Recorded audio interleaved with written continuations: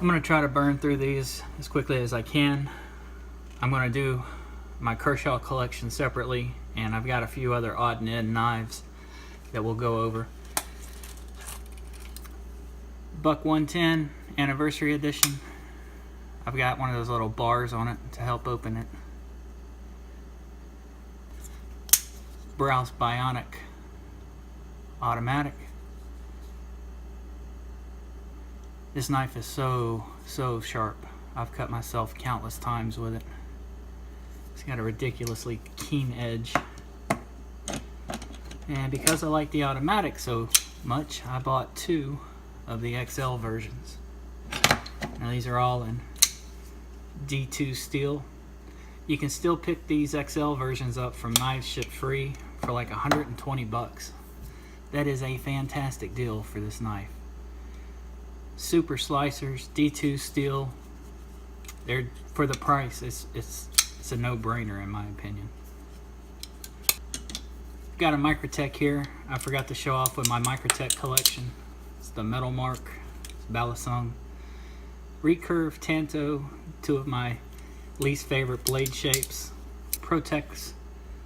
This is the Boker Burnley Quaken collaboration. I've got a video showing this one off, showing the sharpening. Real stabby knife, super slender. Bren 2 Tuxedo, 154 cm steel. I love the blade shape on this. Protex Strider PT. I used the heck out of this guy when I first got it. Again, 154 cm steel. Protec Newport carbon fiber scales. I've got a sharpening video showing the Hapstone. Take care of this guy. 154 cm steel, Protex preference. TR3 manual. It's called the Integrity. Titanium frame lock. Really nice knife. The frame lock is a little thin in my opinion. And because it is titanium, there's quite often lock stick. But if you can get over that, it's a super smooth knife. Really cool, really classic blade shape. This is the Duru. I got carbon fiber scales made by the Toad Sticker. Of course, it's an automatic, 154 cm steel. It's got a cool harpoon shaped blade. I've thinned the sides out on this a little bit, though it still needs quite a bit of work. It's really thick. Hogue EX01.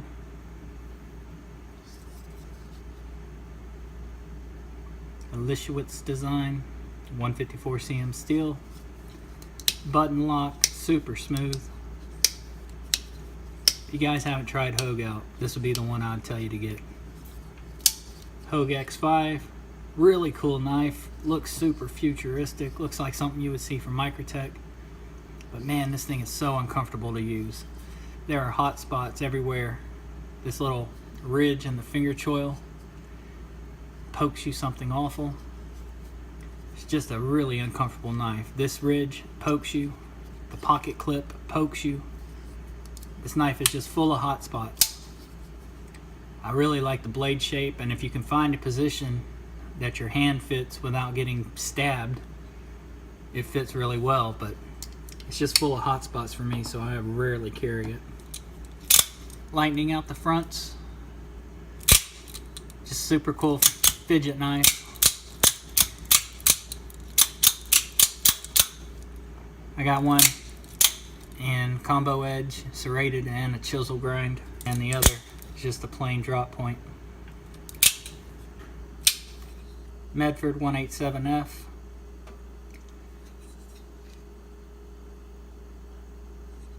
This flipper tab is extraordinarily large. Most people have noticed that. It's shaped like the trigger of a gun, but it pops out with ease. Really smooth.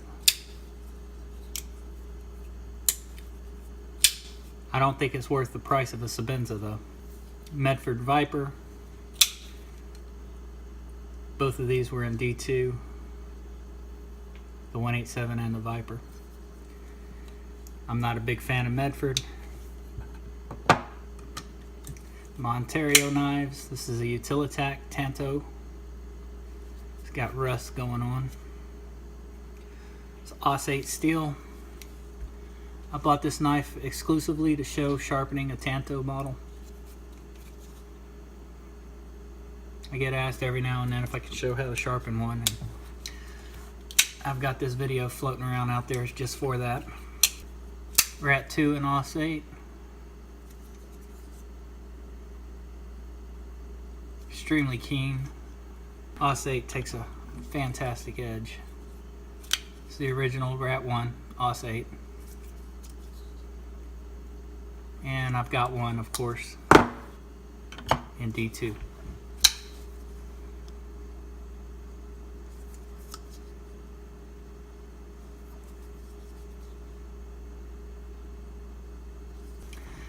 My Boker Kalashnikov. This one's got Damascus steel, dagger style blade. Extremely snappy.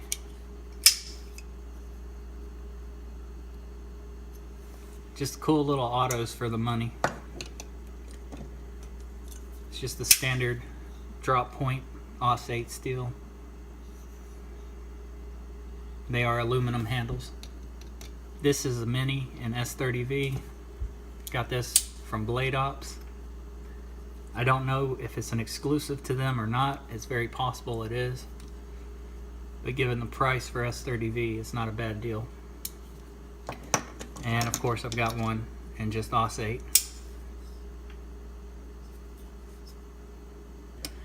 Boker Quaken, just like the auto counterpart, very stabby knife. Super slender.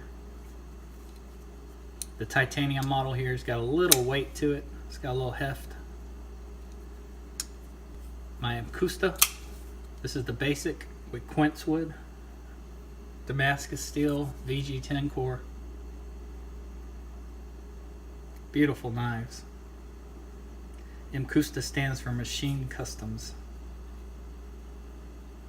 That quince wood is just gorgeous.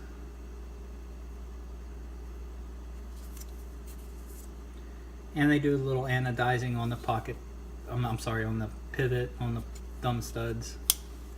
Just give it a little touch of color. It's the Amcusta Jazz. It's got the music note on the front. I think it's Cocobolo and African ebony woods.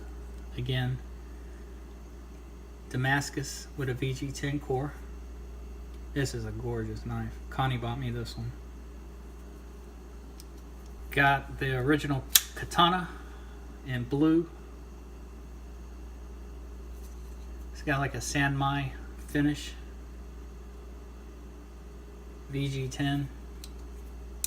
So I got the blue one and I've got a green one. I got the green one from Mass Drop. Same deal. It's got a Sanmai type steel with VG10. Piranha X. I've got a video actually showing this model off, talking about it when I first purchased it. Excellent little pocket knife, excellent auto. Now Piranhas have the slightest amount of blade play. It's the P1 pocket model, pocket P1, I forget the exact designation. This was my first knife back in 2013 or 2014. This is the one that got me back into knife collecting.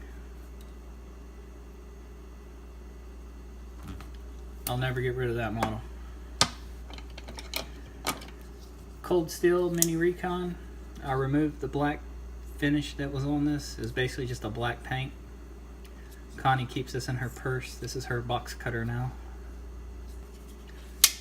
Recon 1. I got this from Blades Canada. It's got S35VN, and this was before they got rid of their XHP.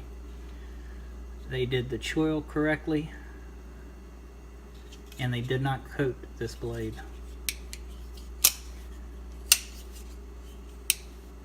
It's a beast of a knife. This is the Voyager Aus 8 steel. My daughter bought this for me for Christmas one year.